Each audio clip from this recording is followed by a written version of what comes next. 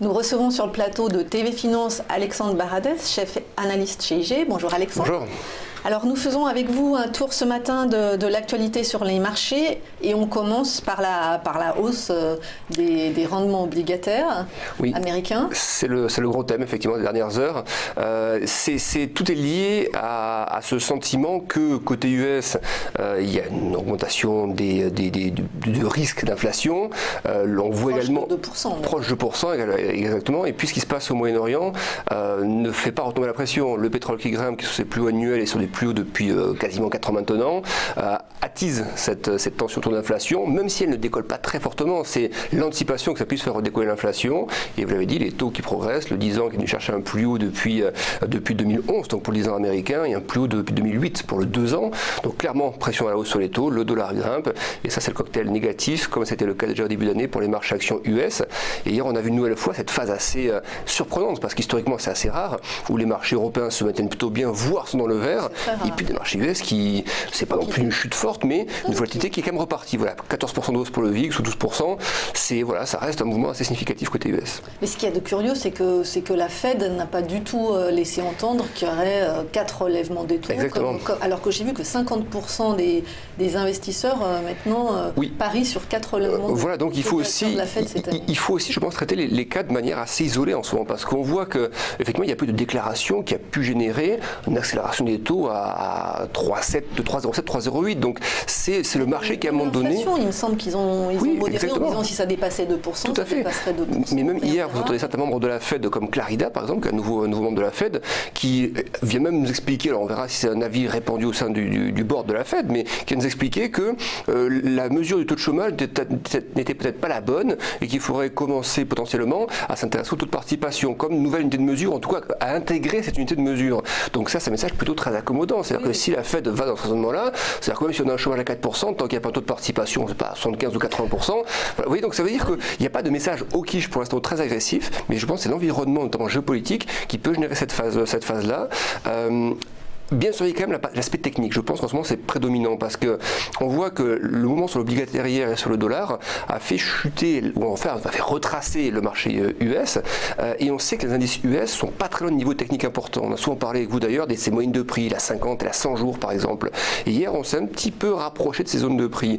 On se souvient qu'on était longtemps sur ces zones de prix et qu'il y a quelques jours, le marché passe au-dessus, mais il peine pour l'instant à accélérer beaucoup plus haut et revient sous les sommets. Je parle pour le marché US. Donc si on commence à tomber sous les moyennes de prix, on n'est pas très loin, c'est à nous un signal très négatif pour la partie US. Donc on est dans une zone qui techniquement est assez mouvante côté US, mais qu'il faut surveiller très précisément parce que ces moyennes de prix sont un vrai catalyseur. Après, on avait l'impression que rien ne pouvait arrêter, en tout cas le Nasdaq, rien ne pouvait arrêter l'envolée du Nasdaq. Oui. Ça peut être simplement des prises de bénéfices. Oui, alors effectivement, sur une journée, on pourrait conclure sur une journée. Simplement, on note que la volatilité qui était retombée très bas, le VIX qui était à 13, on rappelle que c'était ses plus bas niveaux depuis le point bas de fin janvier qui avait ensuite, à partir duquel la volatilité avait explosé. Donc, qu'on retrouve un peu de volatilité, ça me paraît tout à fait normal dans le contexte actuel.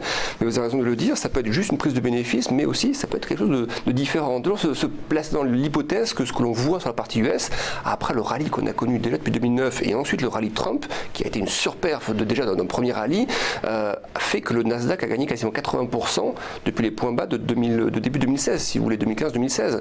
Donc, bien sûr que ça reste le trade principal. Regardez encore hier l'étude de Bank of America Merrill Lynch qui montre que pour le 4e mois d'affilée, le trade le plus populaire, donc le plus réalisé par les investisseurs, c'est les FANG, donc tout ce qui est tech US, et BAT, donc les BAT, les fameux groupes chinois, Baidu, Tencent et autres.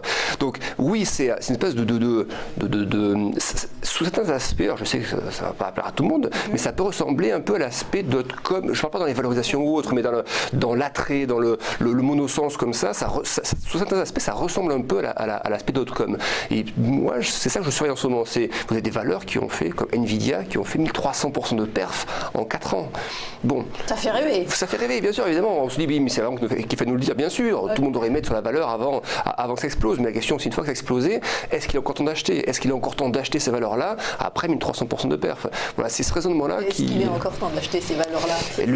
On voit quand même que l'environnement de Tech a pas mal, ou commence à changer. Les questions fiscales, les questions réglementaires, les moyens de pression dans les négociations commerciales, on le voit bien entre les États-Unis et la Chine, sur les techs qui sont un petit peu dans les taux en ce moment. Donc, regardez Facebook, un scandale, on n'est jamais à l'abri de ça. Donc, il suffit d'avoir quelque chose qui, à un moment donné, devient au fiscal, et comme Facebook, on peut lâcher 20% en quelques jours simplement. Donc, je ne dis pas que j'attends ça, mais techniquement, je pense qu'il ne faut pas faire non plus d'angélisme. On a quand même sur des valorisations très étirées, et graphiquement, il y a des signaux qu'il convient de commencer à surveiller, des divergences sur beaucoup de titres qui apparaissent. Le titre en gros monte, mais les indicateurs techniques s'affaissent sur plusieurs titres individuellement au sein du Nasdaq. Ça, c'est des signaux plutôt moyens, plutôt neutres à négatifs. Donc c'est pas parce qu'on monte. Vous resteriez très prudent sur le Nasdaq là. Pardon. Vous resteriez très prudent. Oui, oui, clairement.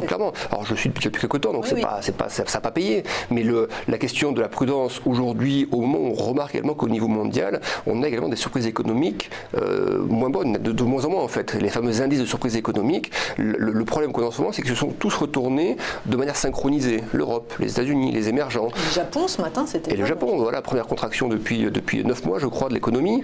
C'est pas terrible. Hier, la Chine, regardez, on a 3 stats qui tombent, 2 sur 3 qui sont en dessous du consensus. L'indice ZIU encore en Allemagne, alors que le ministre de l'économie allemand nous explique que c'est potentiellement transitoire, l'indice ZIU, lui, n'a pas le même message. Or, c'est un indicateur avancé, le ZIU, c'est un sentiment économique. Donc, si les milieux d'affaires, eux, ne sont pas convaincus, on a d'abord un ministre qui nous dit c'est transitoire, on a aussi eu la BCE qui nous dit on évalue la situation actuellement en zone euro avant d'aller plus loin dans la guidance sur la politique monétaire. Donc on sent quand même qu'on est dans une phase économique au niveau mondial, et sur les émergents aussi, évidemment que c'est un gros sujet chaud en ce moment. C'est pas l'environnement sain, me semble-t-il, pour favoriser de nouveaux rallyes. C'est plutôt un environnement où il faut se méfier justement des reprises de la volatilité, et les moyennes de prix, encore une fois, sont un très bon indicateur. Pour l'instant, on est au-dessus. Le CAC se maintient parfaitement bien, le DAX aussi. J'allais vous dire, alors si on regarde le côté européen, cette surperformance du CAC, qui est remarquable. Historique, non? Qui est remarquable. Oui, historique, je sais, je ne pourrais pas vous le dire, il faut voir les stats là-dessus, mais clairement, en tout cas, depuis plusieurs semaines, c'est la grosse surprise. L'Europe qui tient, alors il y a l'aspect euro, mais qui n'explique quand même pas tout. La question, c'est encore. Ça reste stable, alors que Wall Street a effectivement, comme vous l'expliquez, a vraiment terminé dans le rouge hier. Oui, et le MIB italien, c'est la plus belle surprise de l'année, quasiment. C'est un des indices européens qui fait la plus belle perf depuis le début de l'année, et qui, malgré la coalition la plus improbable, et qui était la coalition la plus risquée pour le marché il y a encore quelques mois simplement, pour l'instant, le marché encaisse ça comme si c'était normal. Alors qu'on a vu les premières esquisses du programme. Alors c'est un draft pour l'instant, c'est pas encore. Mais le draft parle de quoi? Parle d'effacement des 250 milliards de dettes achetées par la BCE, nous parle d'une possibilité d'un mécanisme de sortie de l'euro, nous parle de. Je veux dire, ça, à l'époque de la Grèce, ça aurait fait flamber les taux, sauf que là, on a l'impression qu'effectivement, le marché s'est accostumé à cette ambiance détendue liée à la Banque Centrale Européenne, mais la BCE nous explique quand même que progressivement, elle va sortir des programmes. Donc, si on a un gouvernement improbable en Italie, avec une BCE qui commence à normaliser fin 2018. Avec lâché, moi, en Italie hier, qu'on était finalement. Pour l'instant, oui, mais le problème, c'est qu'on ne sait pas où on est. C'est ça. Et normalement, le marché doit payer une prime de risque pour ça. Si effectivement ce gouvernement voit le jour avec son programme, c'est un séisme en zone euro. On ne peut pas demander à la BCE d'effacer 250 milliards d'achats de dettes. Donc, je me dis que le marché à un niveau de volatilité qui ne correspond pas, même d'un point de vue par rapport à ce qu'on voit géopolitiquement parlant, il n'en a pas la volatilité qui correspond à ce risque-là. Voilà. Donc la surperte de l'Europe est remarquable. Je resterai quand même très prudent là-dessus pour l'instant, parce que sur le CAC, sur le DAX, on est sur les plus hauts annuels, le DAX on n'est pas très loin de ses plus hauts non plus, pour le CAC hors dividende je parlais. Et ça ne veut pas dire qu'on peut encore avoir une espèce de surperf pendant quelques jours. Hein. On est sur des niveaux techniques, ça casse, il peut y avoir un engouffrement haussier. La question, c'est est-ce que c'est vraiment une poursuite du trend ou est-ce que c'est une capitulation? En gros, même si on montait assez vite pendant quelques jours, est-ce que ce n'est pas une espèce de feu artifice final, une capitulation, et après, resynchronisation de tous les marchés, Europe, US, émergents, et tout le monde repart à la baisse? Qu'est-ce qui soutient l'indice parisien, à votre avis? C'est l'euro? Parce que le ralentissement en France, il est vraiment notable. Il est notable en zone euro, mais il y a une partie de ça, puis une partie du fait, je pense aussi que la BCE est très en retard par rapport à la Fed, ça on le sait, sur sa normalisation. Donc pour l'instant, on achète toujours de la dette européenne. Il y a toujours un schéma accommodant. En zone euro, le taux qui reste très bas, le rendement du Bund qui est à 0,6%, alors que le 10 ans américain est à plus de 3%. Ça reste des conditions financières très favorables en zone euro. Donc je pense que ça soutient. Il y a les résultats qui sont là également. Mais il y a effectivement, on commence à avoir des divergences entre ce que font les marchés. Alors on sait que les marchés ne sont pas l'économie au jour près, mais le marché, en ce moment, depuis quelques semaines, diverge un peu de ce qu'on voit d'un point de vue données économiques économique et de point de vue soft data également, indice de confiance ou autre. Enfin, un dernier, on est obligé d'en parler parce que ça alimente quand même beaucoup, et donc, notamment la volatilité, c'est ces tensions commerciales. Là, les États-Unis, ils font feu de tout bois. Je pense que le marché est également très complaisant parce que on voit que ça s'est un petit peu détendu sur le cas ZTE, donc le marché se dit bon, formidable. En ce moment, il est au bord du.